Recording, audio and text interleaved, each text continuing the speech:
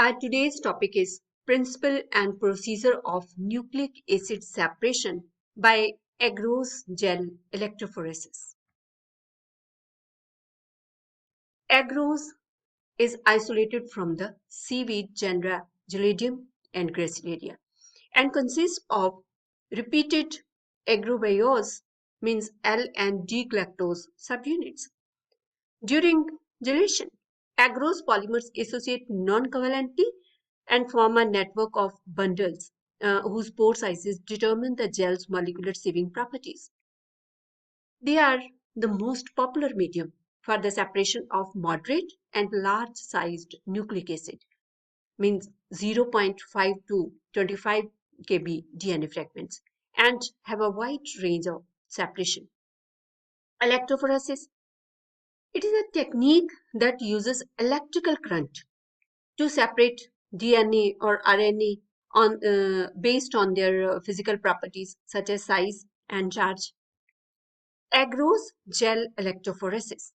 This method is used in biochemistry, molecular biology, genetics, and clinical chemistry to separate a mixed population of macromolecules like DNA and RNA or proteins in a matrix of agarose. The protocol can be divided into three stages. First is a gel is prepared with an agarose concentration appropriate for the size of DNA fragments to be separated. Second is the DNA samples are loaded into the sample wells and the gel is run at a voltage and for a time period that will achieve optimal separation. And the third is the gel is stained, or if ethidium bromide has been incorporated into the gel and electrophoresis buffer, visualized directly upon illumination with UV light. Next is principle. Agarose gel electrophoresis is a method that separates biomolecules like DNA or RNA by applying an electric field to move them through an agarose matrix. The percentage of agarose included in a gel impacts the pore sizes and thus the size of molecules that may pass through and speed at which they do so. The principle of agarose gel electrophoresis is based on the idea that charged molecules will move towards an electrode with an opposite charge in an electric field. Electric current causes the negatively charged DNA to migrate toward the anodal, means positive end. The rate of the migration is proportional to size, means smaller fragments move more quickly and wind up at the bottom of the gel.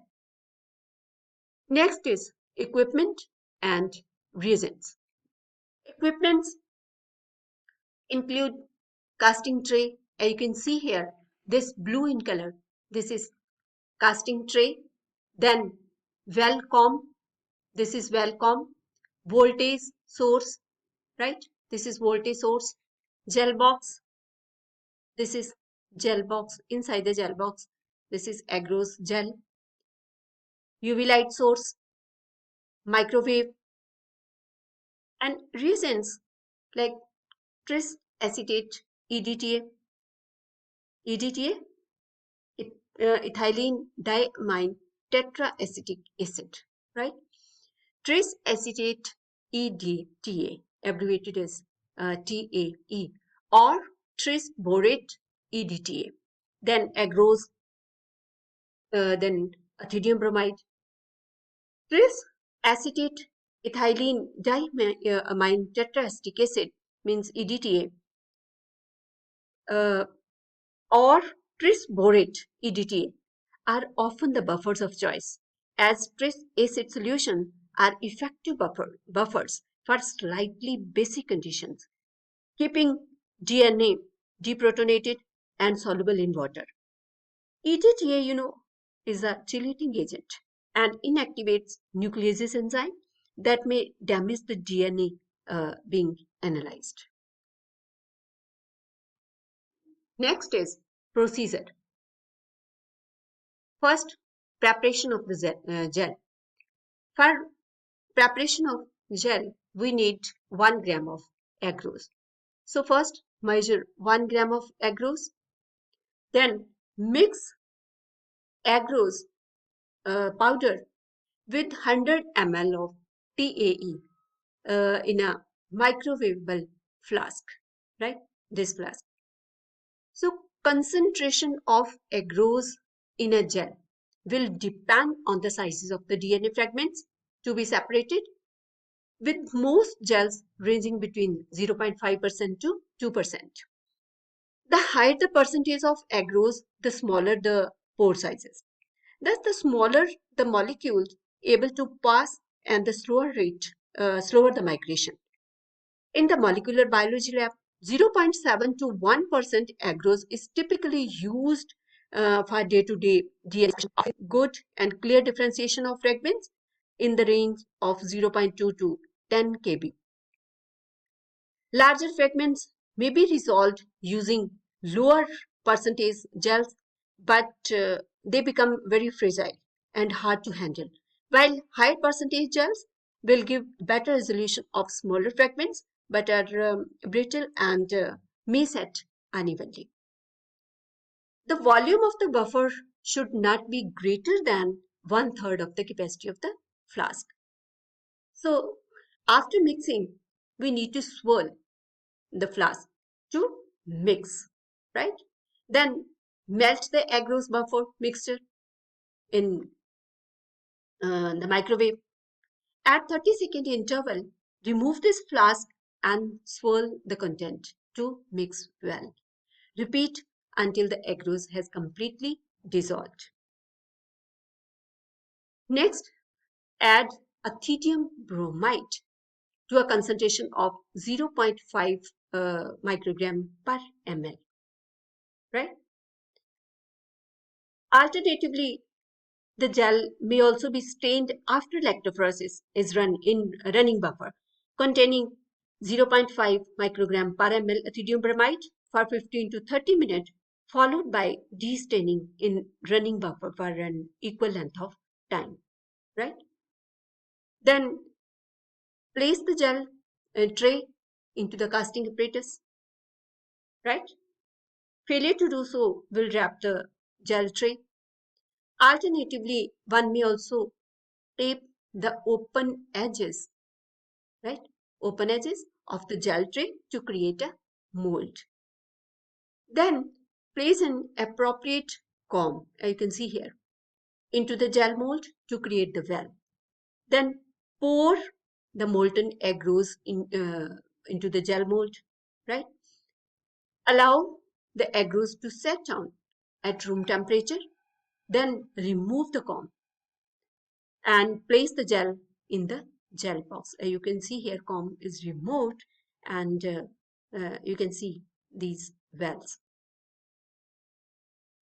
Next, setting up the gel apparatus and separation of DNA fragments. For this, add loading dye to the DNA samples to be separated.